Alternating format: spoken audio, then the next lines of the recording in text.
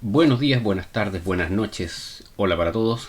¿Cómo les va? Gracias por seguir aquí a los que siguen y un buen viaje a los que se fueron. El día de hoy voy a hacer un episodio bastante corto en que quisiera hablar de una persona que es muy importante en la historia del mundo, por decirlo de alguna manera, y sobre todo en lo que tiene que ver con los aspectos económicos, de el señor John Maynard Keynes. Keynes fue un economista de la primera mitad del siglo XX, hijo de otro pensador muy importante y contemporáneo de John Stuart Mill. Tanto Mill como Keynes son hijos de pensadores, como decía. Mill intenta ¿cómo decirlo? Empatar, por decirlo de alguna manera, la teoría clásica económica con las vivencias que estaban teniendo y las matemáticas que estaban surgiendo a partir del finales del siglo XIX. Pero Keynes es un poco más, ¿cómo decir? Un poco más abrupto, por decirlo de alguna manera, y genera todo un movimiento nuevo, que es lo que hoy día se llama como el keynesianismo, y es lo que más pasamos en los ramos económicos en las universidades. Keynes fue una persona muy importante, Lord John Maynard Keynes, muy inteligente desde muy pequeño. Él sabía escribir ensayos, no solamente económicos, sino que poesía, pintaba, actuaba, hacía de todo. Era un tipo realmente multifacético, muy muy inteligente, como os decía, miembro de varios círculos importantes, como el círculo de Bloomsbury, en que estaba, por ejemplo, la persona tal vez más conocida son Virginia Woolf y Leighton Streicher, que eso le permitió desarrollar su vida un poco más allá de la economía propiamente tal, y bastante más que solamente dedicarse al análisis económico. Si bien se le criticaba mucho el hecho de que él no fuera un economista puro, por así decirlo, sino que se dedicara a otras cosas, su aporte es impresionante. O sea, su primer escrito tal vez muy importante, su primer escrito importante es el costo de la paz, que es un tratado en que se llaman tratados estos libros de estas personas más antiguas porque son eternos, pero las consecuencias de la paz es un libro en que se basa en los costos que iba a terminar teniendo el Tratado de Versalles, que es en el cual se condena a Alemania a pagar toda la Primera Guerra Mundial. Y él explica que económicamente va a pasar lo que terminó ocurriendo con los movimientos nacionalistas, que al generar la inflación y al generar todo este desprestigio de esa nación, la gente se iba a querer, dejémoslo, vengar, por decirlo de alguna manera. Y luego ve que explota la Segunda Guerra Mundial con el tío Adolfo y el tío Benito, y escribe otro ensayo que también es muy importante, que es Cómo pagar por la guerra, pero ese ya es de 1943. Ahora, Keynes es una persona, como les digo, que es muy inteligente, muy letrado en distintas cosas, pero su principal aplicación es la teoría, se llama teoría general del dinero, el interés y el salario, que lo escribe en 1936, y de ahí nace todo lo que es el movimiento, por decirlo de alguna manera, toda la teoría keynesiana.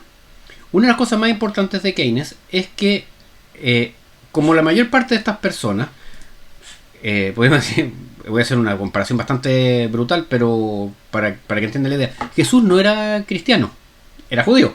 Keynes no era keynesiano, era un clásico, ¿ya? Pero él genera todo este nuevo movimiento, y son las interpretaciones de todo lo que él dice lo que se termina convirtiendo en la economía keynesiana, por decirlo de alguna manera. Si bien él, en su tratado de 1936, plantea el tema del multiplicador económico, las aplicaciones a las que se les da el multiplicador económico y el bagaje matemático que se le da a toda la teoría keynesiana viene después, ¿ok? Con los keynesianos propiamente tales, que siguen su modelo, por decirlo de alguna manera. El caso de Keynes es bien particular porque Keynes plantea toda esta teoría general, y él siempre tuvo ¿cómo por decirlo? Una relativa rivalidad intelectual con un economista austriaco, tal vez de los más importantes, que von Hayek.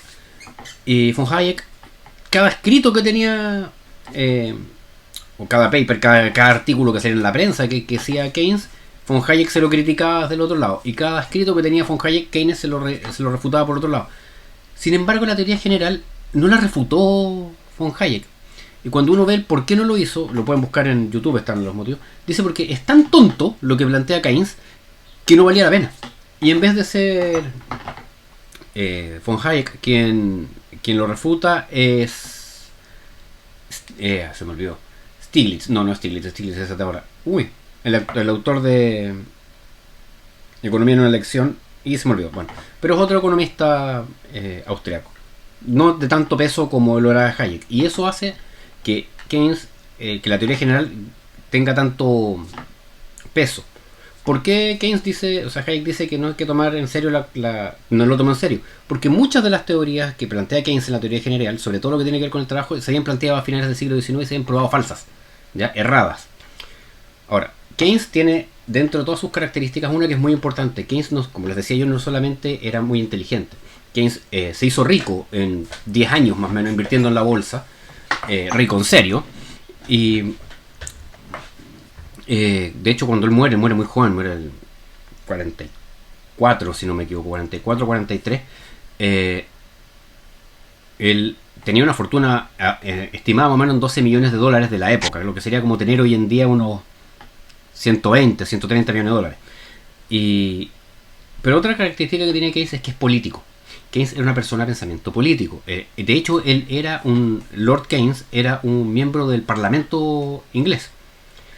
¿Por qué la teoría keynesiana ha tenido tanto peso? Porque Keynes, dentro de su teoría, a la que le da la mayor responsabilidad dentro del quehacer económico es al Estado.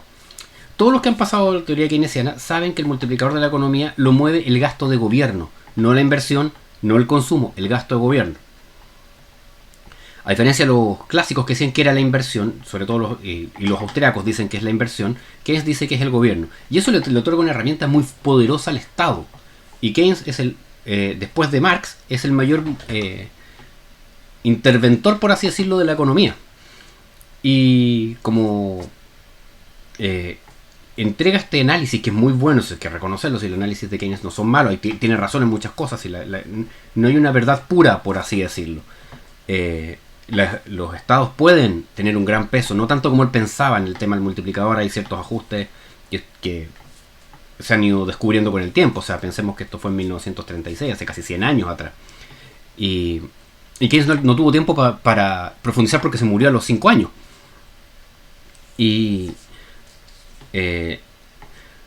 el pensamiento que de Keynes, que ha sido supremacía en la mayor parte de los estados occidentales, se basa en esta capacidad del Estado de dirigir las economías, de que el gasto del Estado es muy importante, cosa que hemos visto en la práctica que no es tan así.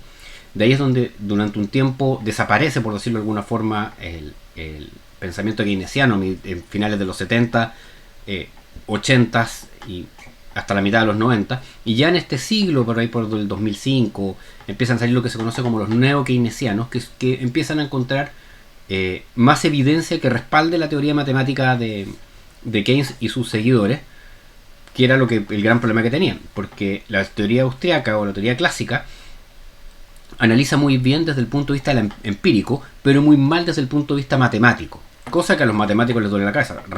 Recordemos que la mayor parte de los economistas importantes a nivel mundial, salen de escuelas de matemáticas. En Estados Unidos se estudia matemática antes de economía.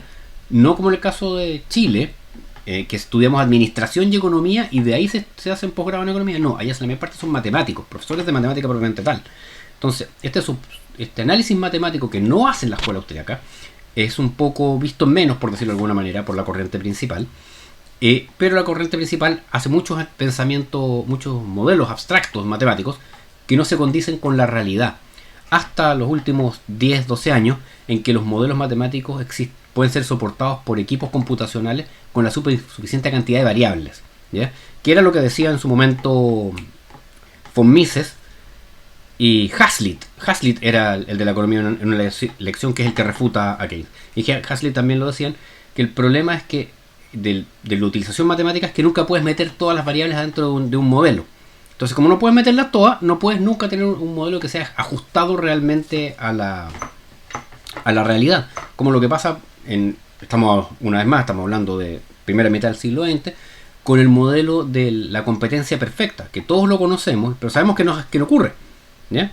Tenemos que considerar que esos eran los primeros modelos con los que se trabajaba, que son los modelos de Marshall y otros economistas hace 80, 90 años atrás. Keynes, como les decía, volviendo a enfocarnos en él, era un tipo muy, muy inteligente, creó todo lo que tiene que ver con el modelo ISLM, la oferta agregada, la demanda agregada y un montón de cosas más. Y él muere muy joven porque era muy bueno para la buena vida y la poca vergüenza. Keynes muere sin hijos a la edad de poco más de 40 años de un infarto. Si no me recuerdo, 38 o 42 años, pero ese fue el rango de vida que tuvo Keynes.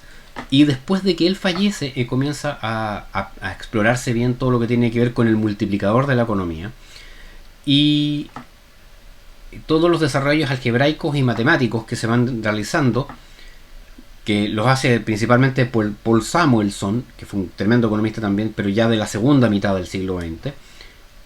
Pueden buscar, de hecho, el Samuelson de microeconomía. Es tal vez el libro más importante de microeconomía que existe hasta que él falleció. Samuelson murió en la década del 90, pero todos los economistas más antiguos estudiaron con el Samuelson, porque es muy bueno. Y todos los libros de economía, de micro, se basan en el Samuelson, en cómo él lo explica. El resto son copias, entre comillas, ¿ya? Reproducciones con algunas variantes y otras cosas un poco más allá, pero con la misma idea básica de lo que hizo Samuelson. Y el otro fue... ¿cómo se llama el otro? Hansen, que es un sueco, que ese es tal vez el mayor matemático que apoya todo lo que tiene que ver con Keynes. Y bueno, como les decía, como Keynes trabajaba, de hecho trabajó en el gobierno,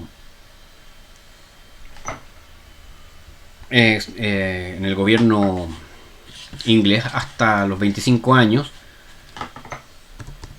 y dentro de eso estaba, perdón, en este trabajo él renuncia para dedicarse ya a la especulación en la bolsa y luego empezar su trabajo político, ¿ya? Porque él tenía un empleo en el gobierno como trabajador fiscal, por así decirlo. No recuerdo en qué división trabajaba, pero él trabaja, por decir algo, voy a inventar, en el correo, una cosa así, pero nada que ver con ser economista, que era una de las críticas que se le hacía, que se dedicaba a otra cosa en vez de lo que él había estudiado, aunque era muy, muy prolífico y muy inteligente en todo lo que hacía.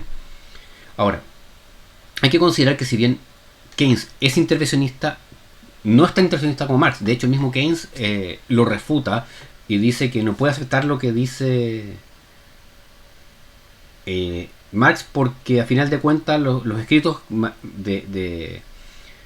del Capital de Marx y sus escritos con Engels son básicamente una biblia para los marxistas, valga la redundancia, evidentemente. Y él dice, voy a leer esto como cita para que les quede claro. ¿Cómo puedo adoptar un credo si prefiriendo el fango a los peces exalta al safio proletariado por encima de la burguesía y la intelectualidad que, con todos los defectos que tenga, son la calidad de vida y portan seguramente la semilla de todos los logros humanos? ¿Ya? Esa cita viene a mostrar que lo que dice Marx exagera, por así decirlo. No puede ser que las personas sin ningún tipo de preparación, sin ningún tipo de capacidad, sean los responsables de generar todos los restos de los cambios, porque no es verdad. Nosotros lo podemos ver, vaso poco ombliguista, pero lo podemos ver en la Convención Constituyente, en la cual podemos ver que hay gente que no tiene los dedos para el piano. Hay gente que sí, muy pocos, pero hay gente que no tiene los dedos para el piano y podemos ver como por ejemplo hay una persona que va disfrazada en un cosplay de Pikachu, y no tienen ni idea de lo que están hablando. Hay otra que dijo que sería sumamente bueno imitar lo que había hecho la Unión Soviética en su momento. La Unión Soviética, o sea, que colapsó por lo mal que lo hacía. Entonces, este tipo de ideas que son, a final de cuentas, son más monolíticas y no aceptan que tienen errores. Lo podemos ver también cuando entrevistan a cualquier miembro del Partido Comunista y les preguntan por Cuba. No, si Cuba es una democracia. Y Corea del Norte también. Porque votan por elegir a uno para siempre, pero es que es un poco como el Vaticano. pero ese uno es el hijo del anterior, entonces es medio raro. Pero bueno, Keynes, por supuesto, estaba en contra de las dictaduras totalitarias, como en el caso de Alemania, de Italia, de Rusia. Y si bien él decía que algunos de estos cambios podían solucionar problemas económicos, él también decía que, a final de cuentas, este exceso de control iba a generar una revuelta en contra por la necesidad de libertad de los individuos. Y a final de cuentas fue lo que ocurrió en Italia cuando cae Mussolini, y lo que ocurrió en la Unión Soviética con el tiempo. No ha ocurrido en otros lugares, como en el caso, por ejemplo, de Corea del Norte, porque no tienen cómo defenderse, ¿ya? Pero sí podemos ver que cada cierto tiempo alguien se arranca por el campo minado de Corea del Norte, y podemos verlo también en los casos más cercanos, que es Venezuela, que la gente está dispuesta a venirse caminando desde Venezuela y atravesar América completa, Latinoamérica, Sudamérica completo, para llegar a Chile. Bueno, como les decía, Keynes tiene una tremenda influencia porque respalda la decisión política y en su idea, aunque él no lo dice literalmente, aunque él no trabaja desde ese punto de vista, por decirlo de alguna manera, sí le otorga esta responsabilidad a los políticos sobre el actuar de la economía, que la economía clásica se la quita. Dice que son los individuos, los privados, por así decirlo, empresas y personas, los que controlan la economía y no el Estado, ¿no? Como les comentaba, Keynes muere muy joven, no tiene tiempo de refutarse a sí mismo ni de profundizar en sus propios textos, lo cual es bastante triste porque el tipo era muy inteligente y a lo mejor podía haber hecho mucho más. De hecho, después de la mayor parte de los economistas que surgen después de Keynes, la mayor parte de lo que hacen es mostrar que la idea matemática está bien hasta cierto punto, pero que el control de la economía no está tan bien.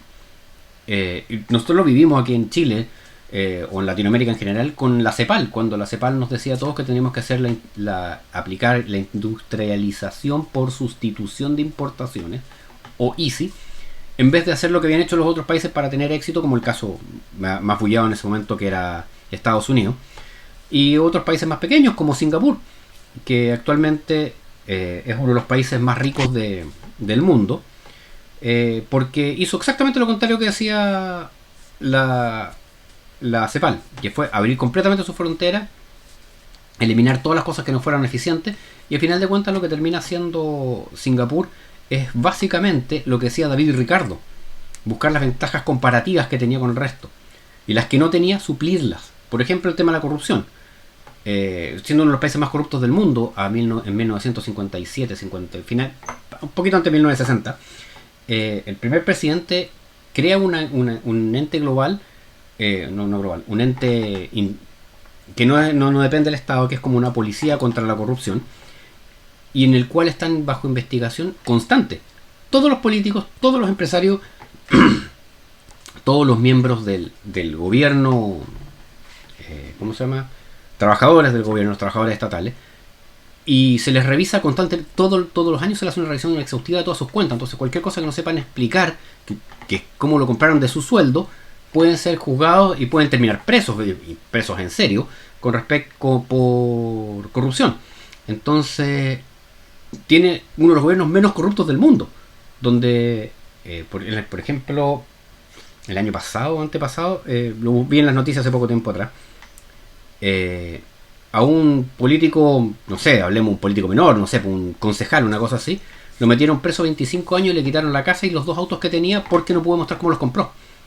Porque no pudo mostrar que eso había sido comprado con dinero de los que él recibía como sueldo. Y hubo otras ganancias. Entonces, ¿esa plata de dónde salió? ¿No eres capaz de explicar de dónde salen tus ingresos? Evidentemente salen de alguna parte que no es explicable. Y eso es, obviamente, porque salen de alguna movida medio rara para adentro, sin problema. Y este organismo obviamente se supervisa a sí mismo, pero como es un organismo técnico que no depende del Estado, no tiene que ver sus nombramientos ni nada con el Estado, no le responde al poder político. Es una buena idea en todo caso. Y volviendo con Keynes, para rematarlo, suena feo, para rematar la idea, yo creo que Keynes fue una persona muy importante en el mundo, fue un tremendo político, y creo que finalmente se puede resumir el aporte de Keynes en la frase de Thomas Sowell, que dice: Keynes dijo cosas nuevas y cosas ciertas. Lamentablemente, las nuevas no eran ciertas y las ciertas no eran nuevas. Y así todo, era un gran tipo, lo pasó bien, murió joven, vivió rápido, dejó un cadáver hermoso, como habría dicho James Dean. Y eso sería por el día de hoy, muchachos. Un placer. Postdata.